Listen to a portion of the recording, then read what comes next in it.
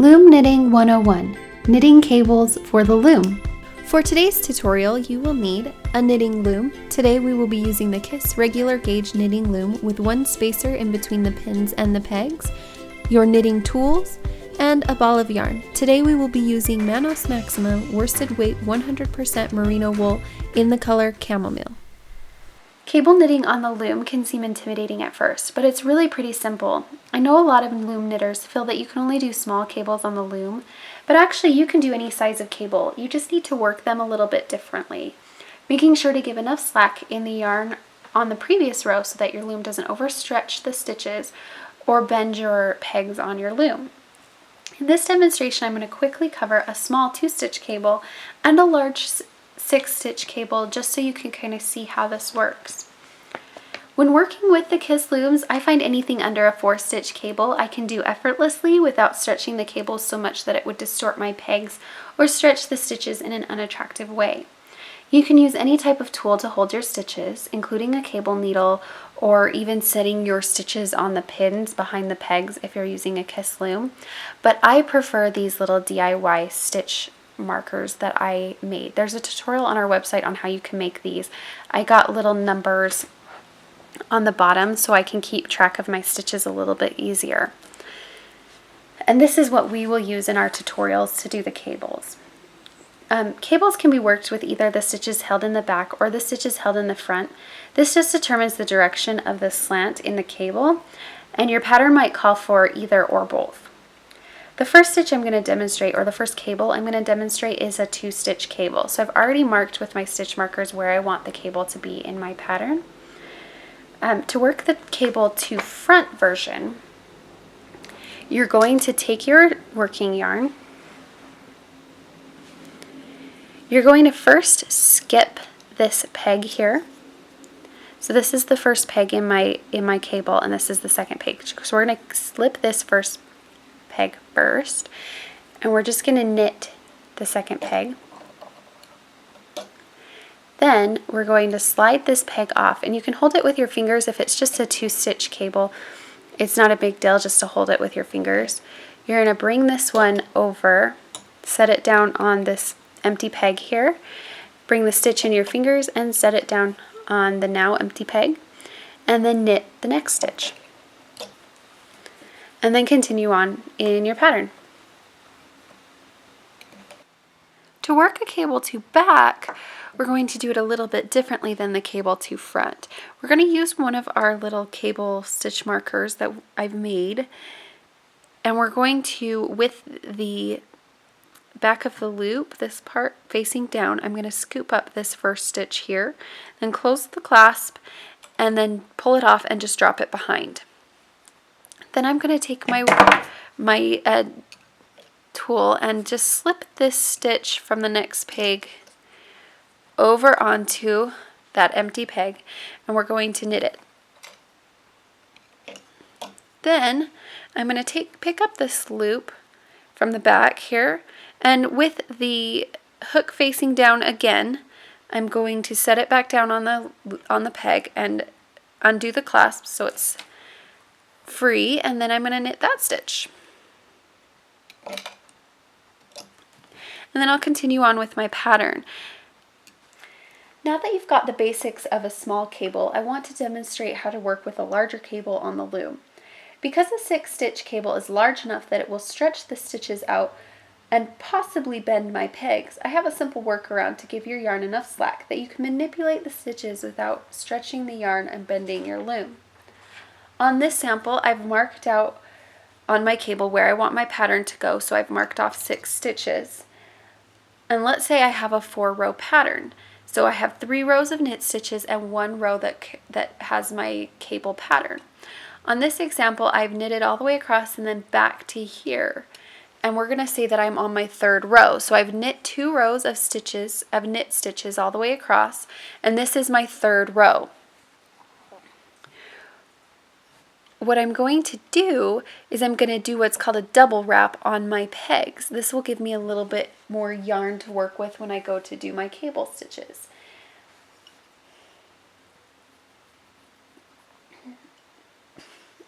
So for a 6-stitch cable, I like to double wrap 3 of the pegs. So I usually just alternate between a regular single wrap like this and a double wrap, which is going to be where we come around in front just like on our regular knit stitch. Sorry. And we're going to, instead of going back and just continuing on, we're going to come back around and we're going to wrap it again. So now we have a total of 3 loops on that peg. Then we're going to do a regular one and then wrap it twice on the next one, or do a double wrap. Then we're going to go on to the next one, and then on this last one we'll do it again. And then we're going to go and knit all of these off, leaving the two loops on the double wrapped pegs.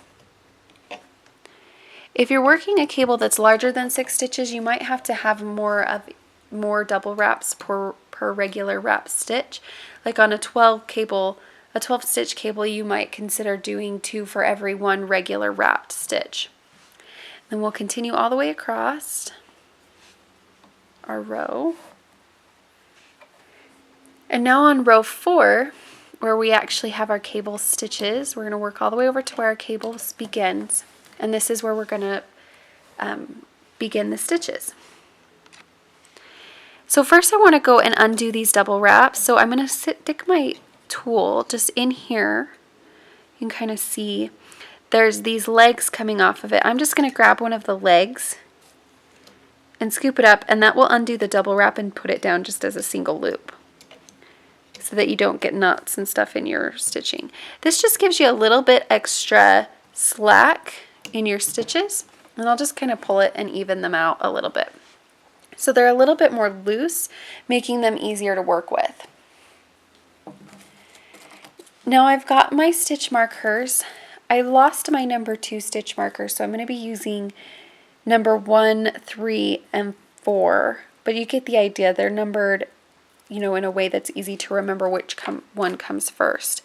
We're going to do the cable 6 back first.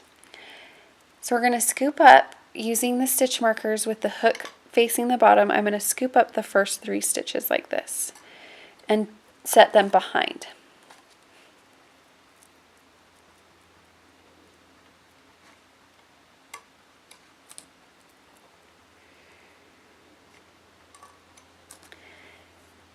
Then I'm going to take my working yarn, bringing my yarn behind the pegs that we're skipping over. I'm going to go over to the next stitch that's in my cable, and I'm just going to knit these 3 stitches.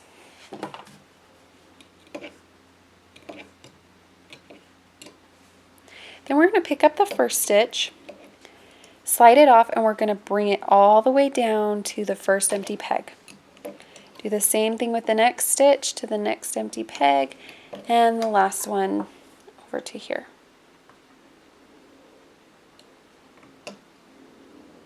Make sure you are always working behind your pins. I got a little snag here, so I'm going to pull it off. You don't want anything coming in front of these pins back here. Now we're going to pick up the first stitch back here, this first one that we lifted off. We're going to bring it to the next empty peg. Sometimes you'll find if it's really tight, you can hold your knitting back here, hold this knitting back here, and pull a little bit on this strand, and it will give you a little bit more slack. We're going to set the knitting down on the peg, or the stitch down on the peg, with the hook facing down, just like how we pulled it off. And then we're going to just undo the clasp, and then we will bring our knitting around and knit that stitch off. And then we'll pick up the next stitch in our row and do the same thing. You want to make sure your working yarn is staying out of the way so it's not getting tangled with all the cross stitches. The easiest thing to do is just to bring it in front of, behind the peg that you're working on, and then just set it in front so it's out of the way.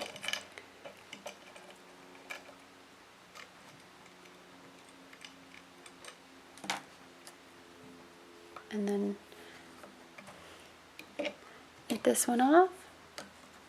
And then the last stitch, again, it's easier if you pull it out this way than try to just stretch it sideways if you're finding you don't have enough slack or enough yarn.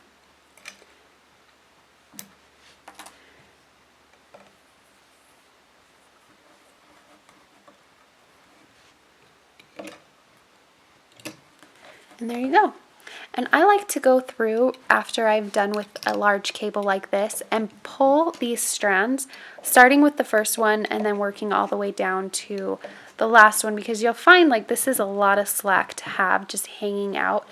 That kind of happens just when you're crossing your cables and things like that. So I just pull them all a little bit more tight so that they I don't have any extra string and it's not as loose of a stitch. And then you'll just continue your pattern as before. Now I've gone back and done another 2 rows and then my 3rd row with the same double stitch. So I'm just in the process here of undoing those double stitches to give it a little bit more slack. And we're going to do the cable 6 front stitch now. So I've already knitted over to where I want my cable to be. So to do the cable stitch front, we're going to first skip these 3 stitches and we're just going to start knitting the next 3 just like normal.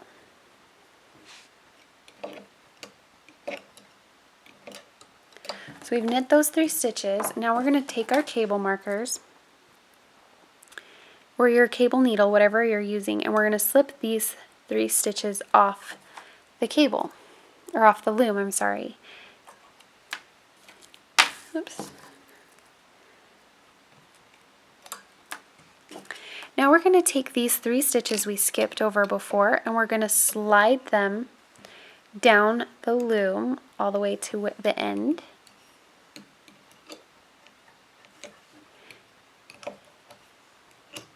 Now this last stitch can sometimes be a little bit tricky. If you're having problems with this last stitch, you can quickly knit it while it's still on this peg and then transfer it over. But most of the time you don't need to do that. You just want to make sure if you do that, that you at the end pull all your stitching to get rid of any extra slack from doing so. Then what you'll do is you'll take your stitches from behind, and we're going to take the first one in the row and we're going to put it on the first empty peg. Same with the next one.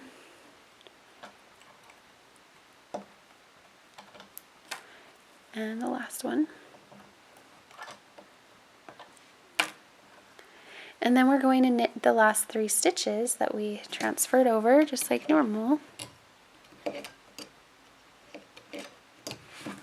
And then again, this is what I was talking about earlier. You want to pull these because a lot of the times there's extra slack back there that you don't want in your finished cable. We're just going to pull these to straighten them out and get rid of any extra slack. And then you'll continue on with your pattern. And that's how you work the 2-stitch and 6-stitch cables on the loom. Want more loom knitting tutorials? Don't forget to subscribe to our channel and follow our blog at vintagestorehouse.com to get new videos and posts sent right to your inbox. Thanks for watching!